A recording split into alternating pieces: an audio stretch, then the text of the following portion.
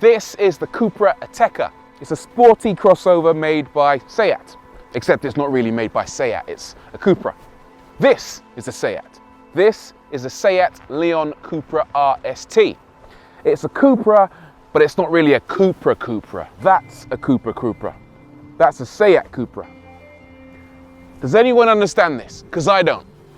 As you might know, Seat has always used the Cupra name to signify high-performance versions of its cars. So, while there's a Seat Ateca mini SUV, this high-performance model is the Cupra Ateca, which the company insists is not a Seat. Although confusingly, this estate is both a Seat and a Cupra at the same time. Unsurprisingly, the Cupra Ateca still has a lot of Seat DNA. While it has a few tweaks, including a fancy new badge, which looks like something a superhero might wear on his pants, there are more than a few things on the exterior besides its basic shape that give it away for what it really is. And then there's the interior, which is about as Seat as it gets, really. If you've ever driven in a Seat Ateca, then you'll know exactly what to expect because they're basically identical.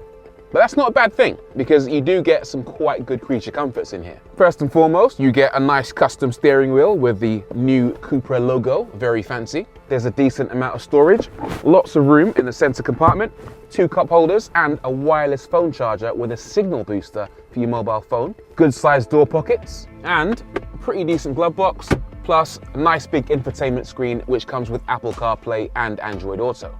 Space in the back is pretty good, with plenty of room for passengers and things, and the boot is a decent size at 510 litres, although according to Seat/Cupra, it's smaller than what you get in the Leon estate. The reality though is that the Ateca does seem to have the bigger, more usable boot, and inside the Leon, there aren't too many USPs. Look at this dash. It's basically identical to the one you get in the Ateca. That said, there are some really nice details in here. I love the carbon fiber effect on the door cards, the Alcantara steering wheel, the sports seats, and this awesome copper effect piping around the infotainment screen and the air vents, which are unique to the R version and which actually match up to the wheels and some of the other elements on the exterior too. I just think it looks great. This thing is a properly good looking car. I'm not the world's biggest fan of estates. I usually prefer SUVs, but this is just a great little package. I get it, people love the SUV body style right now, and so the Ateca is going to appeal to a whole load of people. But to me, this is a much less generic looking car. Okay, back in the Cupra now. Cupra Ateca, that is. And to me, this thing's already 1-0 down, especially in the looks department. Now, to me, this looks like any generic mini MPV/minivan.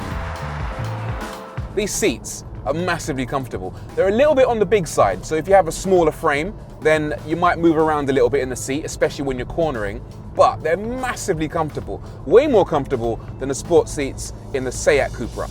It also feels a bit more spacious, a bit less claustrophobic than the estate. It's a taller car, so I get a nicer view of the road ahead.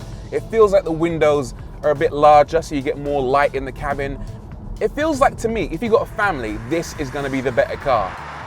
The ride is quite an interesting one. It's actually quite a comfortable car to ride around in this thing. The suspension seems to glide over imperfections quite nicely, especially bigger imperfections like potholes or big bumps in the road or speed bumps. However, I nearly hit a crow there.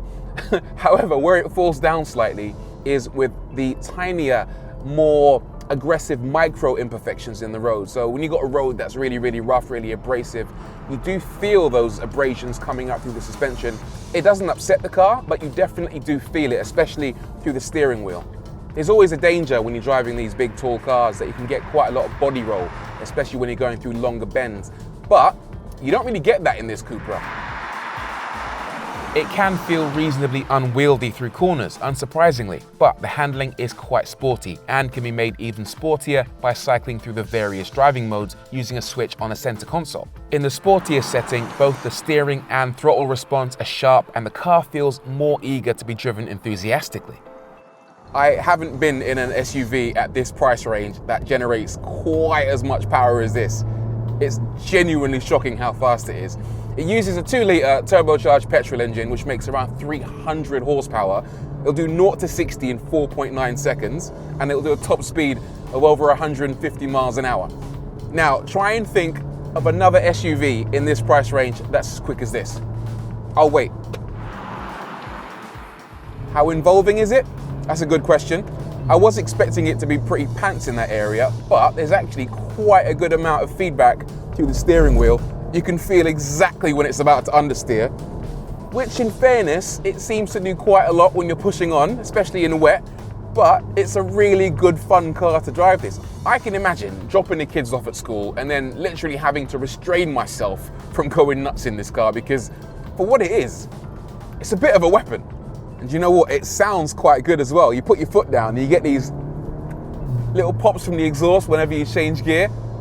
I think the best compliment I can pay this car is that it kind of feels like a big, comfy Golf R. We know how good the Golf R is. Now imagine that in a bigger frame, but still keeping all the performance.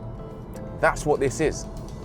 I'm starting to think to myself, why would you want to buy another SUV that's the same size as this, the same price as this, with half the performance?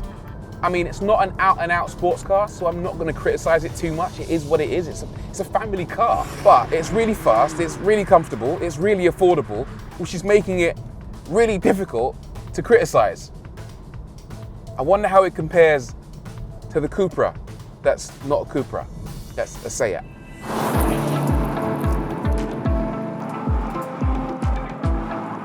So here we are in the Seat that you're allowed to call a Seat, the Leon Cupra.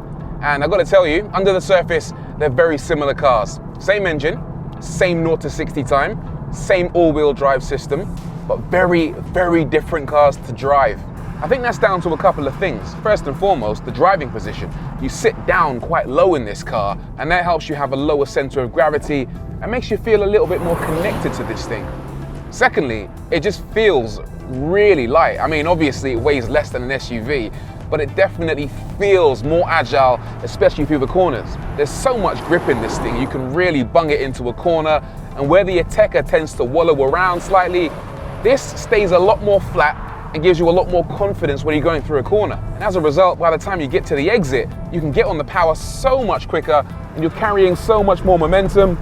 And even though the Ateca's quick, especially in a straight line, it's not gonna see where this thing went. Now, on the subject of speed, you might have noticed that this car has a cheeky little badge on the back that indicates it's had a little bit of an upgrade from the guys at ABT or ABT. So here's the deal. You pay £500 and they'll upgrade your engine control unit to give you more power. The standard car makes around 300 horsepower, and with the upgrade, it goes up to 345 with 40 more Newton meters of torque. And let me tell you, it feels properly rapid. It might not look like it, but it's right up there with the Focus RS, with the first generation A45. It's just properly savagely quick. Now, the gearbox could have been a real sticking point, but they've got it right. It uses the same DSG 7-speed box you find in the Ateca, and it's really responsive, really quick, and gives you exactly what gear you want when you want it. Watch this, I'm doing 30 miles an hour now, third gear, second, first, no bother whatsoever. It gives me the gear every single time I want it. A lot of cars wouldn't have done that. It would have said, nah, computer says no, but this thing, good to go. The only problem I don't like with the gear shifter is the fact that the actual paddles behind the steering wheel are really cheap and nasty. It actually feels like you could snap them off if you change gear hard enough. The cleverest thing about this Leon is the fact that it has this breadth of character. Yes, 1 minute it can be a complete lunatic, it can be enormously fun, but the next minute it can be completely docile. You knock it back into comfort mode, and honestly, you wouldn't be able to tell that this is supposed to be a hot hatch. It rides nicely, it's quiet, it's refined. They've done an amazing job with this thing. So, which is the Cupra to end all Cupras? Well, the Ateca is clearly a great car. It's fast, it's spacious, it's an SUV, which many people are looking for nowadays.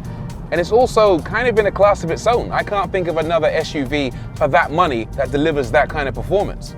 But if you're not looking for an SUV specifically, if you wouldn't mind an estate, then I think the clear winner of this test, in my eyes at least, has got to be this, the Leon.